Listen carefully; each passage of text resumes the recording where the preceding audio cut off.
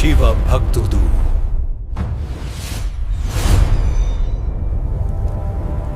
ఓం నమ శివాయ. ఈరోజు వీడియోలో శివపురాణంలోని ఒక కీలకమైన మలుపు దేవతలకు బ్రహ్మ చెప్పిన ఉపాయం గురించి తెలుసుకుందాం. తారకాసుని బాధపడించలేక దేవతలందరూ ఇంద్రుడితో కలిసి బ్రహ్మలోకానికి వెడతారు. నువ్వు ఇచ్చిన వరం వల్లే రాక్షసుడు మమ్మల్ని హింసిస్తున్నాడు, నాకు దారి చూపించు అని బ్రహ్మగారిని వేడుకుంటారు. అప్పుడు బ్రహ్మదేవుడు తారకాసుని చంపడం నా వల్ల కానీ విష్ణువు వల్ల కానీ కాదని చెబుతాడు. మరి ఆ రాక్షసుని ఎవరు చంపగలరు అంటే శూన్యవీర్యం వల్ల పుట్టిన కొడుకు మాత్రమే వాడిని చంపగలడు అని బ్రహ్మగారు అసలు రహస్యం చెబుతాడు. కానీ సతీదేవి వియోగంతో వైరాగ్యంలో ఉన్న శివుడు పెళ్లి ఎలా చేసుకుంటాడు? ఆయనకు పిల్లలు ఎలా పుడతారు? దానికోసం బ్రహ్మగారు ఇచ్చిన ఉపాయం ఏమిటి? మన్మథుని రంగంలోకి ఎందుకు దింపవలసి వచ్చింది అనే విషయాలను ఈ వీడియోలో వివరించాను. తెలుసుకుందామా మరి? వాగర్థావివ సంపృత్తౌ వాగర్థ ప్రతిపత్తయే జగతః పితరౌ వందే పార్వతీ పరమేశ్వరౌ. పరమేశ్వర స్వరూపమైన శ్రీ శివమహాపురాణ పఠనమునకు నమస్కారము.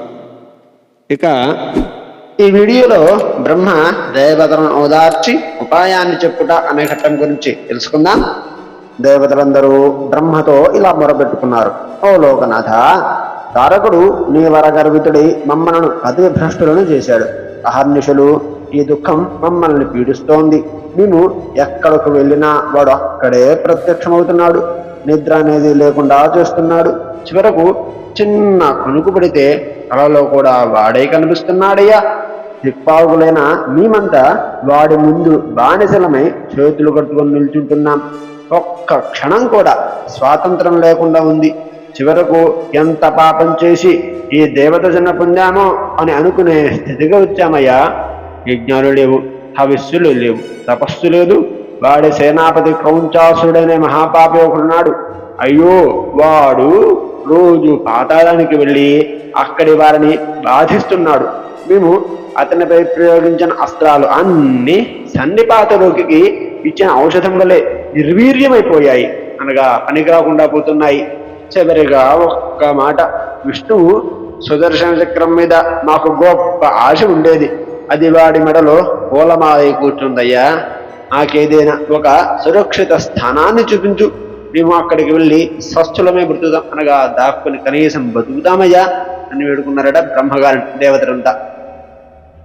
దేవతా ప్రాప్తుడైన బ్రహ్మగారు సమాధానముగా ఇలా అంటున్నాడట. ఓ బృందారకులారా, వాడిని సంహరించడం నా కర్తవ్యం కాదు. వాడు నా ఆజ్ఞ చేతనే పెరిగి పెద్దవాడు అయ్యాడు. విషవృక్షమైన పెంచిన వ్యక్తి తన చేతులతో దానిని నరకలేడు కదా. ఈ వాంఛితాన్ని నెరవేర్చగలవాడు శంకరుడు ఒక్కడే.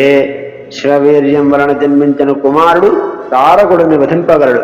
సతివియోగ అనంతరం శివుడు జ్ఞాననిష్టలో ఉండి హిమవత్ పర్వత ప్రాంతంలో తపస్సు చేసుకుంటున్నాడు. పార్వతి చెలికత్తెలతో కలిసి ఆయనకు సేవలు చేస్తూ ఉంటుంది.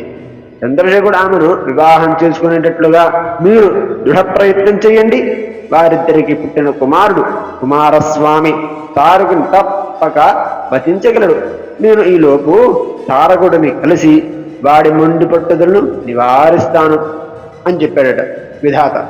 విధాత చెప్పిన ఉపాయానికి ప్రహృష్ట మనస్కులై దేవతలు తిరిగి వెళ్ళారు. కాస్త ఆనందపడుతూ తిరిగి వెళ్ళారు. బ్రహ్మగారు తారకుని వద్దకు వెళ్ళి ఇలా హితబోధ చేశారట. ఓ వత్స, ఈ స్వర్గం తేజస్సారం. నేను నీకు ఇచ్చిన వరం కంటే అధికంగా నువ్వు కోరుకుంటున్నావు. నేను నీకు స్వర్గాధిపత్యాన్ని వరంగా ఇవ్వలేదు కనుక స్వర్గ పరిత్యాగం చేసి, అనగా స్వర్గాన్ని వదిలి భూమండలాధిపత్యాన్ని వహించు, అనగా భూమండలాన్ని అంతా నువ్వే పాలించు. ఈ స్వర్గ సౌఖ్యాలు అన్నీ అక్కడ ఉన్నాయి, అనగా ఈ స్వర్గంలో జరిగే సుఖ సౌఖ్యాలు అన్నీ భూలోకంలో నీకు దొరుకుతాయి అని చెప్పాడట బ్రహ్మగారి హితవచనాలు అంగీకరించి తారకుడు స్వర్గ పరిత్యాగం చేసి భూలోకానికి తన నగరమైన శూన్యతపురికి వచ్చి పరిపాలన చేసుకుంటున్నాడు. ఇంద్రాది దేవతలంతా తదుపరి కర్తవ్య నిష్ఠులై శివునికి శివాదేవికి అనగా పార్వతీదేవి యందు అనురాగవృద్ధి కలిగే నిమిత్తమై మన్మథ సహాయాన్ని కోరి వర్తమానం పంపారట. హరి ఓం తత్సతు. ఇంతటితో బ్రహ్మ దేవతలను ఓదార్చి ఉపాయాన్ని చెప్పుట అనే ఘట్టం పరిసమాప్తి. రేపటి వీడియోలో ఇంద్రుడు మన్మథ సహాయాన్ని కోరుట అనే ఘట్టం గురించి తెలుసుకుందాం. స్వస్తి. వీక్షకులకు ధన్యవాదాలు. దయచేసి శివభక్తుడు ఛానల్కు సబ్స్క్రైబ్ చేయండి.